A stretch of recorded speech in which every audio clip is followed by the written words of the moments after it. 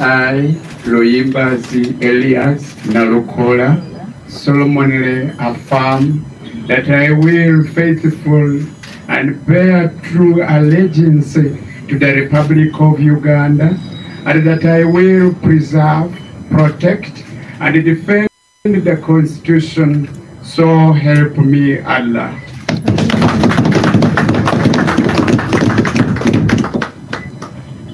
I, Luyimbazi Elias Nalukola, solemnly affirm that I will give faithful service to this Parliament and support and uphold the Constitution of the Republic of Uganda as by law established, so help me Allah.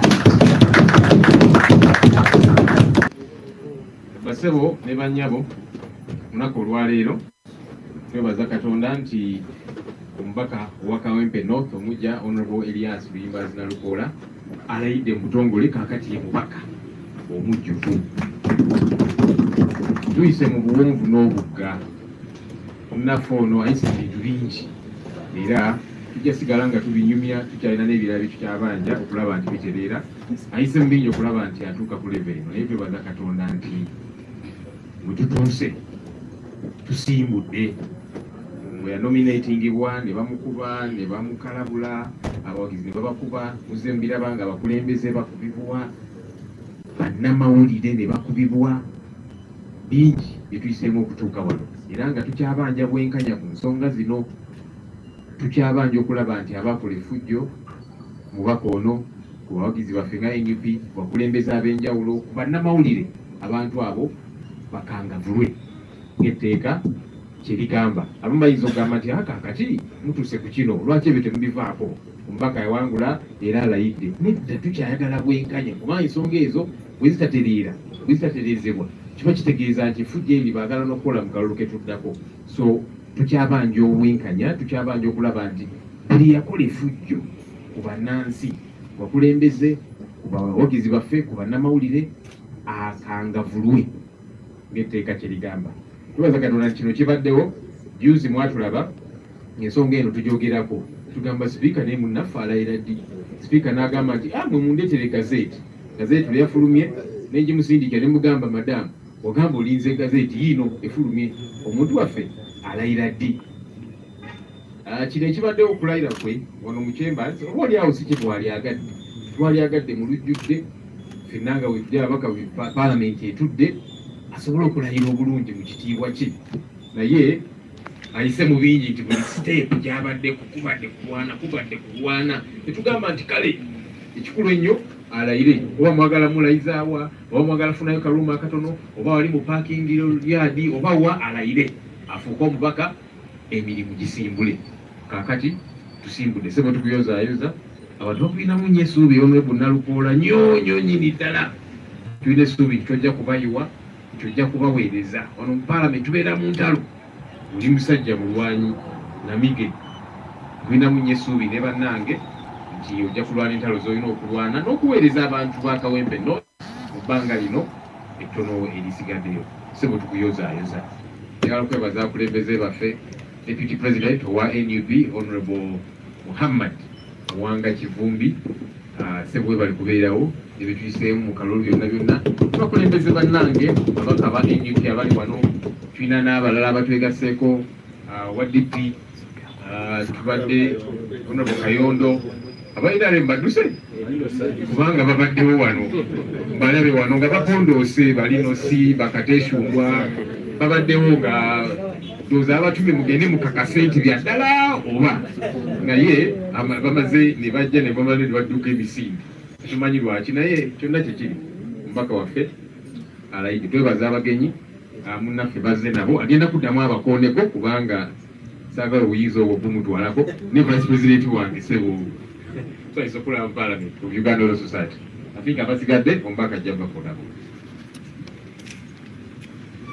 Webale nnyo ssebo omukulembeze wange, leader opposition, era ngenda kwewala ssebo okusobya ekkungu oba kye bayita protocol mu lunyaanyimbe, nga mmenya abakulembeze naye nga nnengedde awo mumyuka wa pulezidenti waffe Honorable Muwanga Kivungu amyuka President waffe Kyagulanyi Ssentamu asebo ne bannyaba abalungi bamemba ba Parliament bannamawulire abantu ab'ekitiibwa mwenna abali wano mbanjulira abantu be nazze nabo nga kuliko mukyala wange Nansukusa Shakira kuliko ne muwala wange wuuyo Alma oyo gwe mulaba abakuba musajja yalibadde alimu kitegeeza omumanyi taata wange waali Muzeiserugooti Bobby Giant bangi mumumanyi wuuyo awo ate Haji Nasa Kibirige Takuba oyo y'omu ku bandera yali ssentebe w'eggombolola y'e Kawempe ate nga y'omu ku mpagiro wageye ewaffe abazze bambulirira eby'ensonga omukulembeze wange Vice President wa Uganda Law Society omaze omwogerako ssebo leader opposition omanye eyo fraternity mwenva basebo ne bannyabo okubeera nga ate nzija okujja eno mu Parliament mbadde wano nga njogera n'ensiima sipiika olw'okubanga ayise mu bwangu okubanga atuwa omukisa guno ogw'okulayira era mu bigambo byange musabye akkirize Parliament bw'eneeba etudde njogereko ebigambo eby'ensonga okwolesa Kawempe North Constituency embeera gy'erimu kaakano kuba Kawempe North Constituency yafuna okusoomoozebwa okw'enjawulo nti omulungi waffe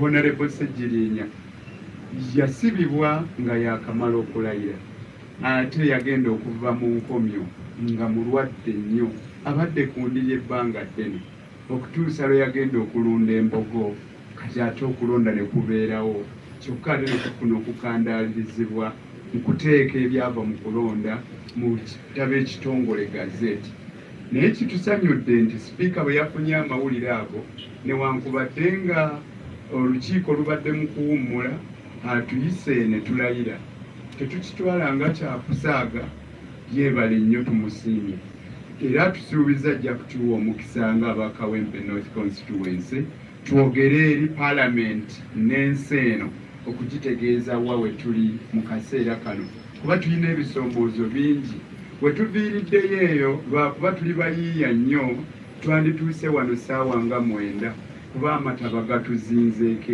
ewaffe Kawempe nabwe kitatusuubiza era tujja kwogera ebigambo ebyo kankozesa omukisa guno okwebaza bammemba ba Parliament abali wano mwebale nnyo mwebalire ddala olw'okwewaayo kwe mukoze ne bannammwe abatasobodde kuba wano mu kiseera nga tunoonya akalulu mu kiseera nga tukuuma akalulu n'okulaba bino byonna nga tubituukako neebaza nnyo bannamawulire olw'okubanga mirimu gyammwe gibadde gya nsonga giba kubanga si gya nsonga temwalifunye kusoomoozebwa okwo kwe mwafuna naddala abo abaalumbibwa agavubuka gakawuula n'abakwatamundu abalina obuvunaanyizibwa okubanga be bakuuma eddembe ate nga be balinnyirira eddembe bwe naaba nfunye omukisa mu ngeri entongole ndibuulirako ku General Museveni kuba mmanyi nti atera okwemulugunya abantu bangi abajja gye ndi nga baŋŋamba tasanyukira kigambo kya kumuyita dikiteeta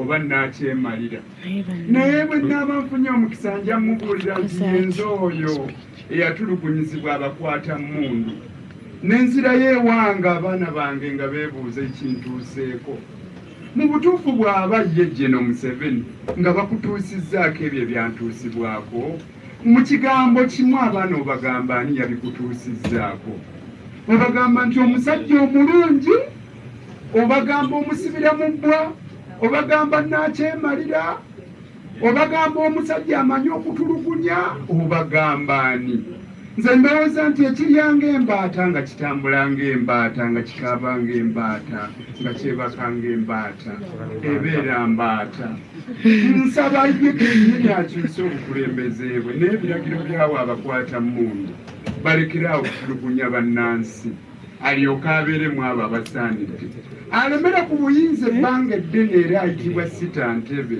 nze ndowooza kiba kituufu gyali ku madaala ga Parliament eno mwe tuli we yayimirira n'agamba nti nno yeewuunya omuntu abeera mu buyinza n'aweza emyaka 10 ate n'asigala ng'akyayagala okufuga banne. Bwe yatuuka n'akyusa nga Napoleon bwe yayogera mu maka g'Abawansolo n'agamba nali ntegeeza oyo akikola nga tafunye mandeeti y'abantu. Naye ate bwe tujja okuvuganya ate ne tutulugunyizibwa kyewuunyisa oba ddala mandeeti y'abantu agifuna mu nfuna entuufu.